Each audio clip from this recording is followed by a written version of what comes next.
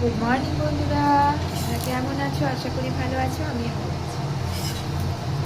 আজকে সকাল সকাল বানাচ্ছি গোলা রুটি, যেটা আমরা সবাই খুব ভালো খাই।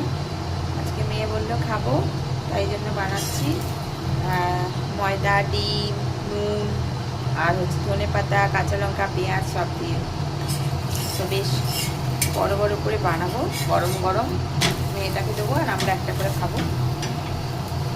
এই দেখো, কত সুন্দর বড় বড় করে বানাচ্ছি, লাল লাল করে ভাজবো এটা।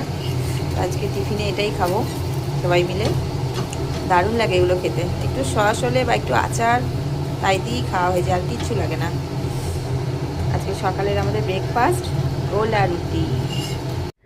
তো ব্যাস কমপ্লিট আমার রুটি। তো আমি এখানে গোটা একটা নিয়ে নিয়েছি, মানে অনেক বড় বড়, আর তার সাথে নিয়েছি কড়া করে আলু ভাজা আর গুড়ের রসগোল্লা। ব্যাস, আজকে সকালের ব্রেকফাস্ট একদম জমে গেছে। তোমাদের কেমন লাগলো বন্ধুরা জানিও কিন্তু। টাটা।